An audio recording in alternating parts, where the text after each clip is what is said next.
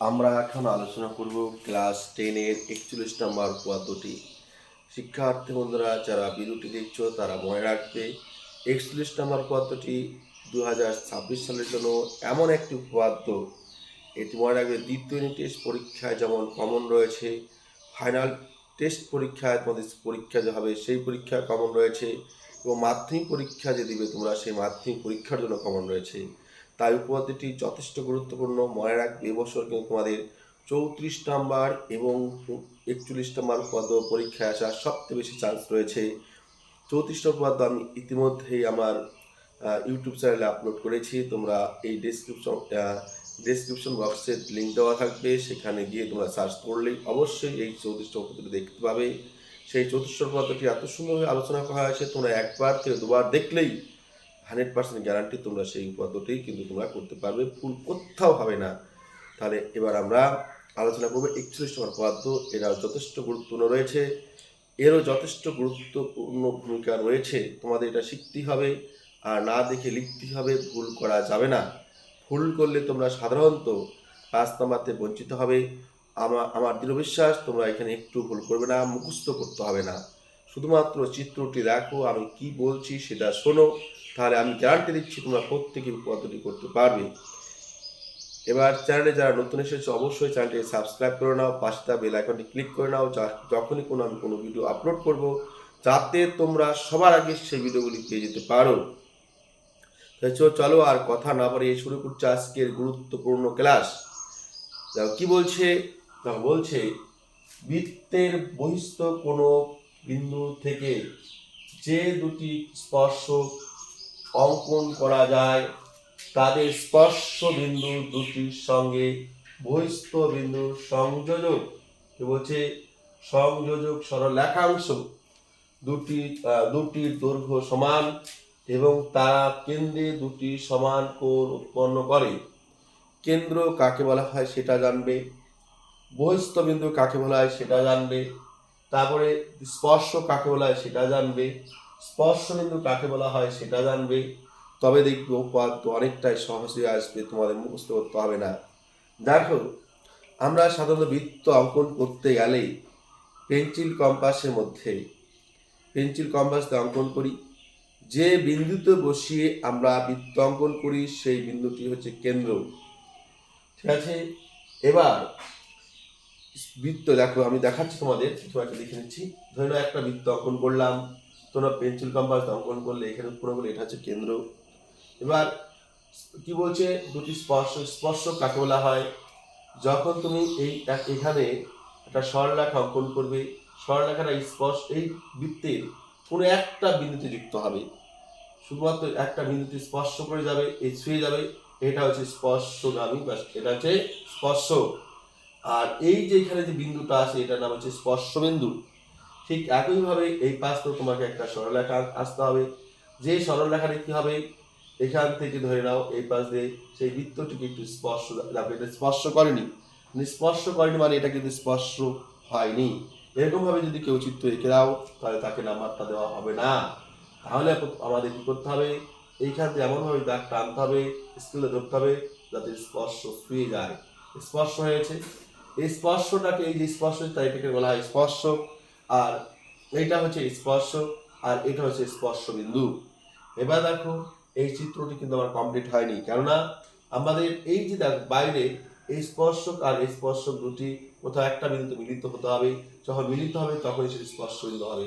এটা মিলিত হয়েছে, এটা হচ্ছে এটা এটা কিন্তু আমাদের দেখো এরকম ভাবে চিত্রটা হবে। তাহলে এখানে যুক্ত হবে, এখানে যুক্ত হবে, এবার এখানে একটা বিন্দু থাকবে, ঠিক আছে। এবার দেখো, এটুকু আমি দেখালাম তোমাদের স্পর্শ বিন্দু কাকে বলে, এটা স্পর্শ বিন্দু, এটা স্পর্শ বিন্দু, এটা স্পর্শক, এটা স্পর্শক, আর এটা হচ্ছে কি কেন্দ্র। এবার এই কেন্দ্র থেকে যদি এখানে একটা বিন্দু নাও, এটা বাইরে কোনো একটা বিন্দু, আবার এখানে যে একটা বিন্দু নাও, এটা বাইরে একটা বিন্দু, বাইরে বিন্দুটি বলা হয় কি বহিস্থ বিন্দু। আশা করি তোমাদের একটু বোঝাতে পারলাম। এবার আমি প্রশ্ন ধরে চিত্র অঙ্কন করব, সেই চিত্র অঙ্কনের মধ্যে দিয়ে আমি দেখব। দেখো তোমরা ঠিক সেটাই করবে। আগে তোমরা বুঝে নাও, ভিডিওটি শুরু পর্যন্ত, ভিডিওটি যদি শুরু থেকে শেষ পর্যন্ত দেখো মনোযোগ দিয়ে, 100% গ্যারান্টি দিচ্ছি তোমরা অবশ্যই অবশ্যই এটা তোমাদের মুখস্থ না করে লিখতে পারবে, ঠিক আছে, সবাই বুঝতে পারবে। বৃত্তের বহিস্থ কোনো বিন্দু থেকে আগে বৃত্তটা অঙ্কন করে নিচ্ছি।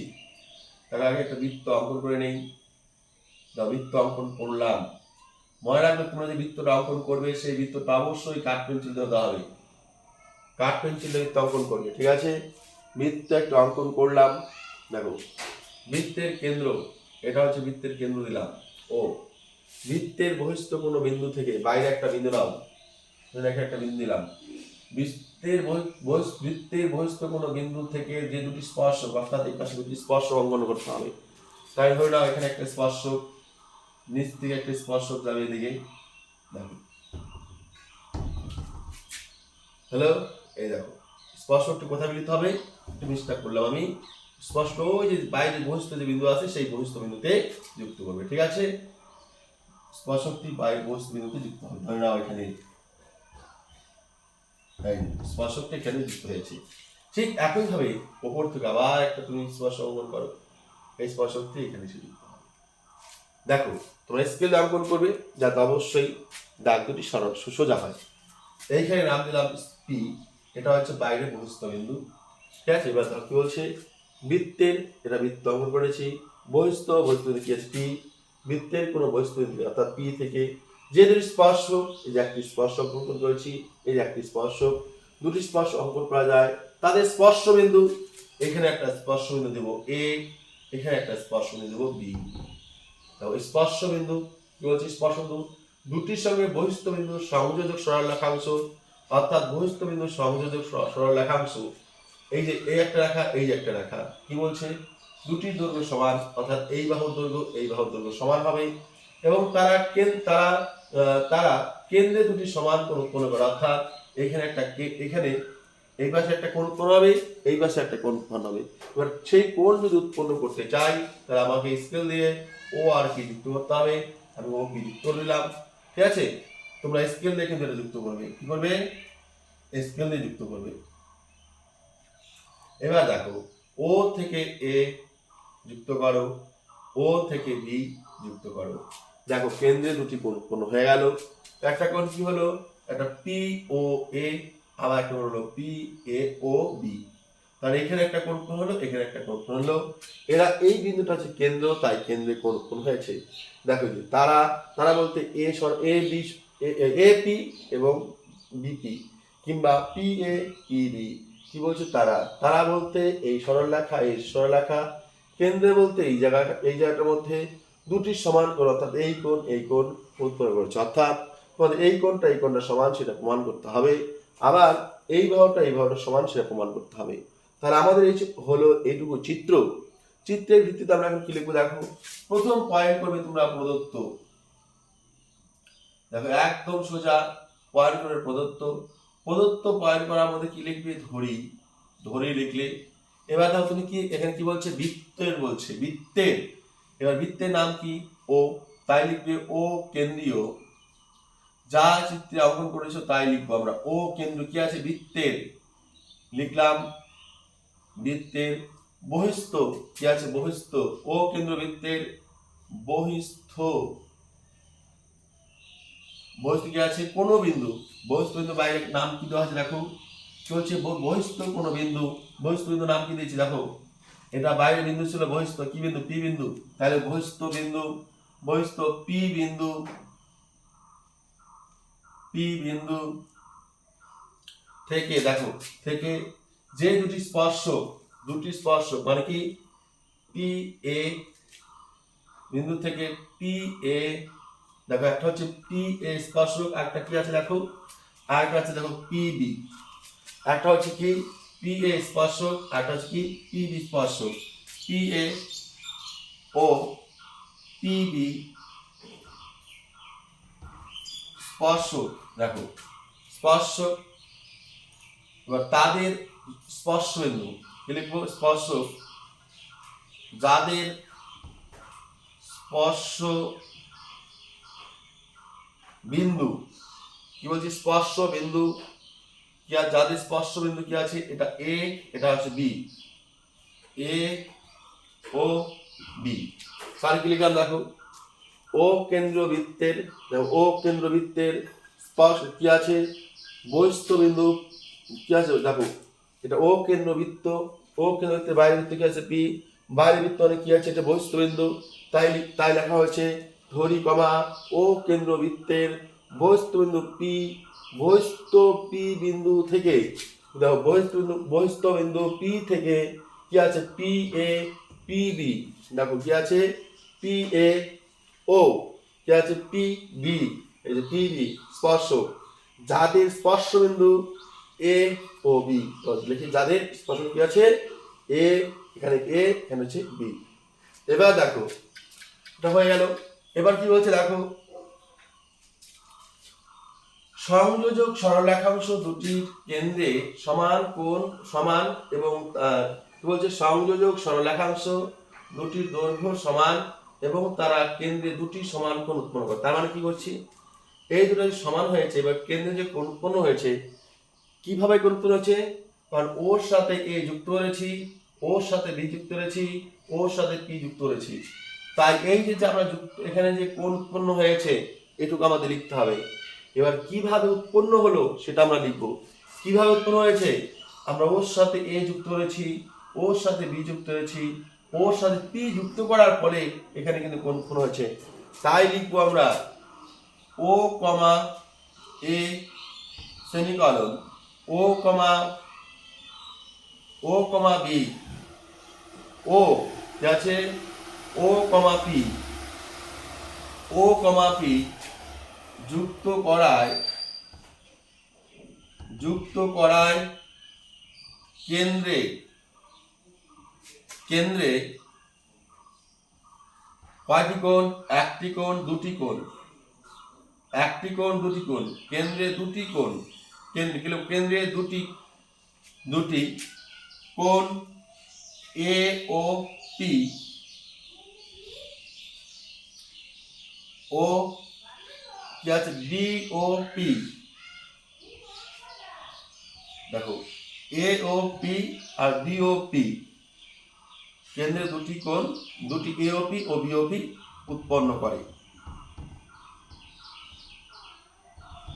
আশা করি তোমরা সবাই বুঝতে পেরেছো। দেখো আবার বলছি, ও কেন্দ্রীয় বৃত্তের বহিস্থ বিন্দু পি থেকে, দেখো ও কেন্দ্র বৃত্তের বহিস্থ বিন্দু পি, দেখো ও কেন্দ্র বৃত্তের বহিস্থ বিন্দু পি থেকে পি এ পি বি দুটি স্পর্শক, দেখো পি এ পি বি স্পর্শক, যাদের স্পর্শ বিন্দু এ বি, যাদের স্পর্শ বিন্দু এ ও বি, এবার দেখো ও কমা এ, ও কমা বি, ও কমা এ সেমিকলন ও কমা বি, অর্থাৎ ও এ যুক্ত করেছি তাই ও কমা এ, ও বি যুক্ত করেছি তাই লিখলাম ও কমা বি, ও ও পি কি করেছি যুক্ত করায় কেন্দ্রে দুটি, দেখো কেন্দ্রে কয়টি কোণ করেছে দুটি কোণ, দেখো কি লিখেছি কেন্দ্রে দুটি কোণ এ ও পি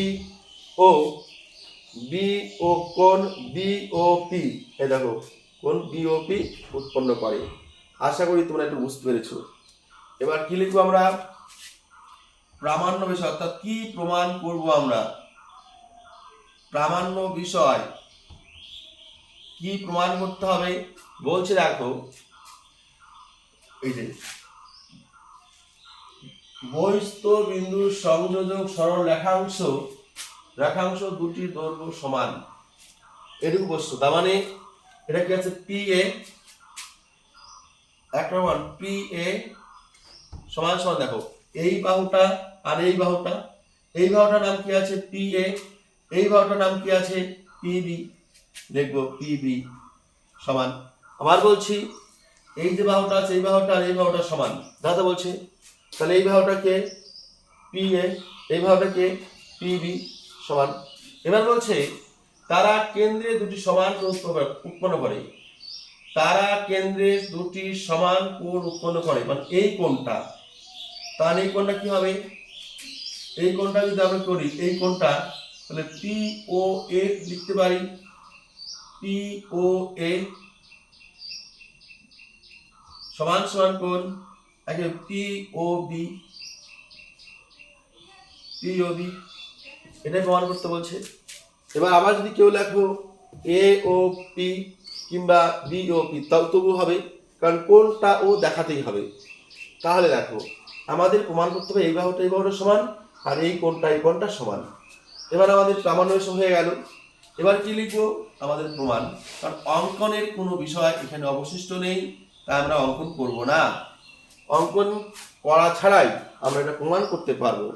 উপপাদ্যের মধ্যে দেখা যায়, অনেক ক্ষেত্রে দেখা যায় যে আমাদের অঙ্কন ছাড়া প্রমাণ করা যায় না, তাই অঙ্কন করতে হয়। এখানে আমাদের অঙ্কন করতে হবে না, অঙ্কন না করেই প্রমাণ করা যাবে, তাই আমরা অঙ্কন করব না। এবার দেখো কি লিখলাম প্রমাণ। তাহলে কি লিখবো প্রমাণ? দেখো প্রমাণের পাঠে কি আসবে, এই দেখো পি এ এবং পি বি স্পর্শক। কি লিখবো? পি এ ও পি বি স্পর্শক এবং ও এ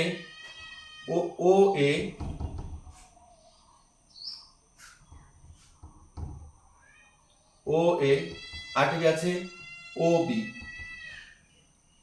স্পর্শ বিন্দু গামী ব্যাসার্ধ।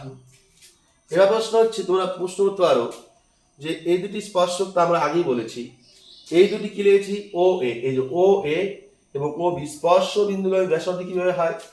দেখো আমরা প্রত্যেকে জানি কেন্দ্র থেকে তুমি এই বৃত্তের পরিধি থেকে যেখানেই যা কিছু অঙ্কন করো না কেন, অর্থাৎ কেন্দ্র থেকে বৃত্তের পরিধিতে তুমি যতগুলি সরলরেখা অঙ্কন করবে, প্রতিটি সরলরেখাকে বলা হবে ব্যাসার্ধ।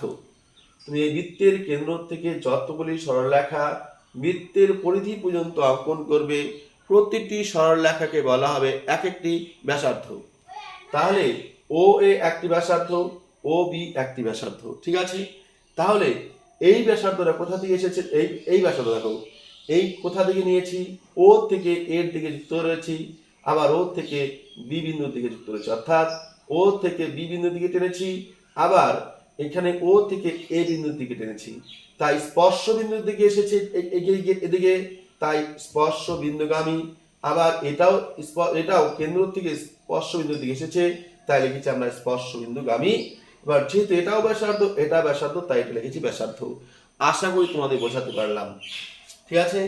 আমরা দেখো আবার বলছি, এই যে সরলরেখাটি এটা কি ব্যাসার্ধ, কি স্পর্শক আমরা প্রতি বলেছি, তাই পি এ একটা স্পর্শক, পি বি স্পর্শক, তাই দেখো লিখেছি পি এ পি বি স্পর্শক এবং ও এ এবং ও বি স্পর্শ বিন্দুগামী ব্যাসার্ধ। কেন? একটু আগে বললাম যে কেন্দ্র থেকে এই যে স্পর্শ বিন্দুর দিকে এসেছে, তাই স্পর্শ বিন্দুগামী ব্যাসার্ধ, আবার এটাও স্পর্শ দিয়ে এসেছে, তাই স্পর্শ বিন্দুগামী ব্যাসার্ধ। স্পর্শ বিন্দুগামী ব্যাসার্ধ কেন? ও কেন্দ্র থেকে বৃত্তের পরিধি পর্যন্ত তুমি যেদিকেই সরলরেখা অঙ্কন করবে, প্রতিটি সরলরেখাকে বলা হবে এক একটি ব্যাসার্ধ, তাই এটা ব্যাসার্ধ। তাই আমরা লিখেছি ও এ ও বি স্পর্শ বিন্দুগামী ব্যাসার্ধ। আচ্ছা, এবার যেহেতু স্পর্শ বিন্দুগামী ব্যাসার্ধ, তাই আমরা লিখতে পারি কি লিখতে পারি? সুতরাং ও এ লম্ব, কার উপরে লম্ব? এ পির উপরে। আরেকটা লম্ব কি হবে? ও বি লম্ব কার উপরে? পি বির উপরে। ও এ লম্ব এ পির উপরে, ও বি লম্ব এ পির কি আছে?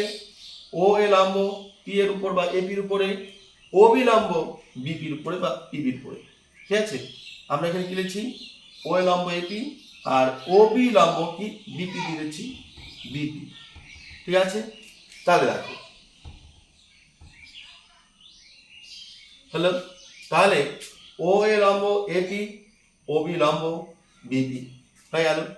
এবার দেখো যদি লম্ব হয়, এটাও লম্ব এটাও লম্ব, তার মানে দেখো এই যে এখানে কোণটা উৎপন্ন হয়েছে, এখানে কোণটা এটা অবশ্যই 90 ডিগ্রি কোণ। যখন লম্ব উৎপন্ন হবে তখন সেখানে কত ডিগ্রি কোণ? 90 ডিগ্রি কোণ উৎপন্ন হবে। তাই এটাও 90 ডিগ্রি কোণ, এটাও 90 ডিগ্রি কোণ। 90 ডিগ্রি কোণ মানে কি? সমকোণী ত্রিভুজ।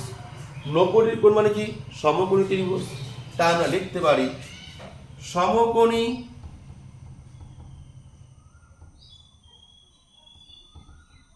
ত্রিভুজ, কি লিখতে পারি, POA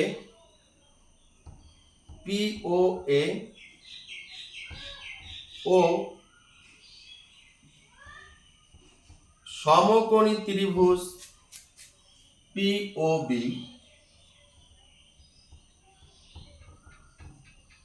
থেকে পাই। তাহলে দেখ কেন আমরা সমকোণী বললাম, কারণ এখানে লম্ব দেখো এপির উপরে ও এ লম্ব, লম্ব মানে 90 ডিগ্রি কোণ, আবার পিবির উপরে ও বি লম্ব, লম্ব মানে 90 ডিগ্রি কোণ। তাই 90 ডিগ্রি কোণ, তার মানে কিভাবে লিখবো আমরা, কোণ ও এ পি, কোণ ও এ পি সমান সমান কোণ পি বি ও, কি আর লিখবো আমরা, পি বি ও কিংবা ও বি পি, কোণ ও বি পি সমান সমান 90 ডিগ্রি। কারণ কেন, এটা লম্ব, লম্ব মানে কি 90 ডিগ্রি। দেখো কি লিখেছি তার মানে ও এ পি আবার সমান সমান ও বি পি। দেখো O A P O B P, এই দাও O A P O B P, এরা কত ডিগ্রি, 90 ডিগ্রি। কেন, লম্বভাবে অবস্থান করছে তাই। এবার দেখো এবার লিখতে পারি ও এ সমান সমান ও বি। এবার এই বাহুটা সমান, কেন, কারণ এটাও ব্যাসার্ধ এটাও ব্যাসার্ধ, তাই লিখতে পারি এরা একই বৃত্তের, কি লিখবো আমরা, একই বৃত্তের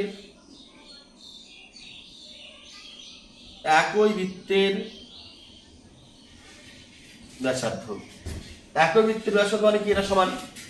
এবার দেখো এই যে ত্রিভুজটা আছে এইখান থেকে এই যে এইটুক ত্রিভুজ, এই ত্রিভুজটার ও এ বাহু, ও পি বাহু, আবার এই ত্রিভুজটার ও পি বাহু।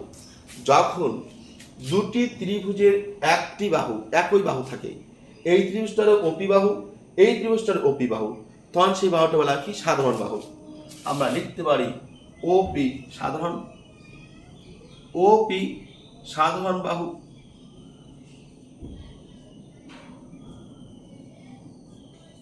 তাহলে লিখলাম কি, ওপি সাধারণ বাহু।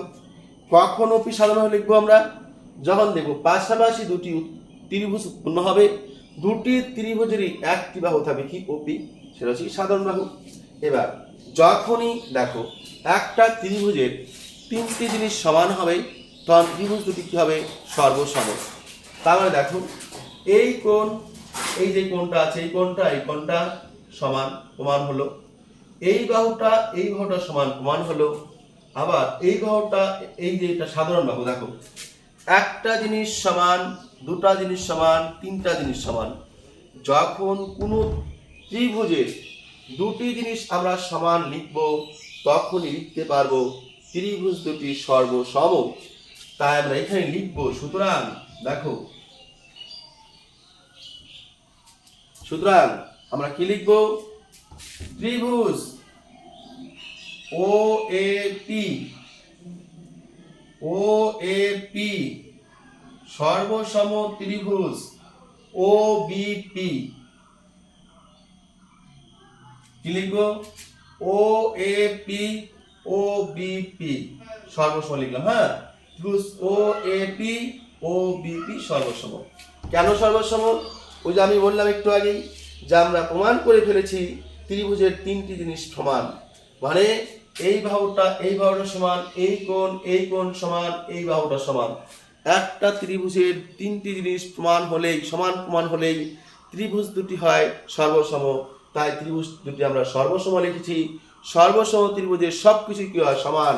তাই আমরা লিখবো, সুতরাং কি লিখবো, এই যে এপি বাহু,